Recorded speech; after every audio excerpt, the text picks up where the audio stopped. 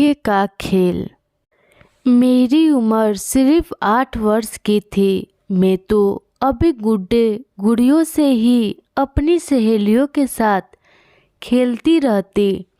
मैं अपनी सहेलियों के साथ गुड्डे गुड़िया की शादी करवाती। गुड्डे की बारात अपनी सहेली के घर ले जाती। हम सब सहेलियाँ छोटे छोटे बर्तनों में खाना बनाते, नाच गाने करते। एक बार मेरे पिताजी अपनी बहन से मिलने यानी मेरी बुआ के पास गए।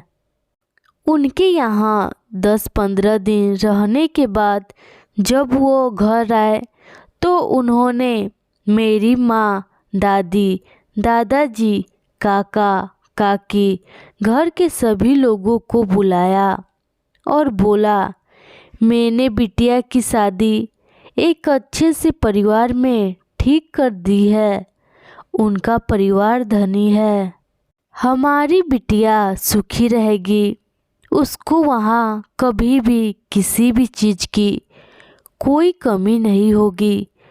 पूरा परिवार भी बड़ा भला है। तभी मेरी माँ ने पिता के बातों को काटते हुए बोला, अभी इतनी जल्दी क्या है? बिटिया की शादी 2-3 साल और रुक जाते। तभी मेरी दादी बोलती है कि बिटिया पराई धन होती है, ज़्यादा दिन अपने घर नहीं रख सकते। एक ना एक दिन तो जाना ही है। और तू भूल गई क्या? तेरी और छोटी बहू की शादी भी तो यही उम्र में हुई थी। तभी मेरी काकी भी दरवाजे के पीछे से बोलती है, अम्मा जी, फिर भी अभी लाडो बहुत छोटी है और उसे तो घर गृहस्थी के बारे में कुछ पता भी नहीं। अभी तो उसे शादी वादी की कुछ समझ भी नहीं। वो कैसे अपना घर गृहस्थी संभालेगी? पिताजी बोले, अरे कौन सा हम शादी करके उसके ससुराल भेज रहे हैं। शादी होने के बाद वो यहीं तो रहेगी। कुछ साल बाद गौना होगा, फिर वो अपने ससुराल जाएगी। तब तक तुम लोग उसे घर गृहस्थी सिखा देना। मैं अपनी काकी के पीछे खड़ी होकर सबकी बातें सुन रही थी। सारे लोग शादी के लिए तैयार हो गए। मेरी बारात आई। मैं 8 साल की और मेरा दूल्हा 15 साल का। शादी की सारी रस्में पूरी हो गई। सिंदूर दान भी हुआ, पर मेरी विदाई नहीं हुई क्योंकि मेरा गौना होना था। बारात वापस बिना दुल्हन के ही चली गई। मेरी काकी और माँ मुझे घर गृहस्थी का काम सिखाते।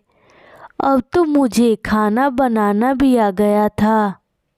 पर मिट्टी के चूल्हे में खाना बनाते बनाते कभी हाथ जल जाता तो कभी रोटियां जलती।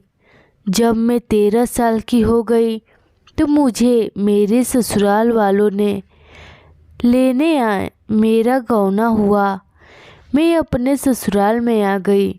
मेरी दादी सास और सासू माँ बहुत ही गुस्सैल स्वभाव की थी। उन्होंने मेरे पति को शहर कमाने के लिए भेज दिया। अगर मुझसे कुछ भी गलती हो जाती तो बहुत डांटती। कभी कभी तो मुझ पे हाथ भी उठाती। अगर खाना खराब बन जाए तो चूल्हे की आग से मेरा हाथ भी जला देती। मैं अपने ससुराल में बहुत डर डर के रहती। यही सोचती कि कहीं मुझसे कोई गलती ना हो जाए, नहीं तो मेरी सास और दादी सास मुझे बहुत मारेंगी। मैं सारा दिन घर का सारा काम भी करती और रात को उन दोनों के पैरों की मालिश भी करती। मैं काफ़ी कमज़ोर हो गई थी। एक बार मेरे पिताजी मुझसे मिलने मेरे ससुराल आए। पिताजी को देखते ही मैं ज़ोर ज़ोर से रोने लगी। मेरे पिताजी ने मुझे चुप कराया। जब उन्होंने मेरे शरीर पर इतने चोट के निशान देखे तो वो गुस्से में मुझे घर लेकर चले गए। कुछ महीने बाद जब मेरे पति अपने घर आए तो उन्हें मुझे ससुराल में ना देख मेरे मायके आ गए। मेरे पिताजी से मेरे मायके आने का कारण पूछने लगे।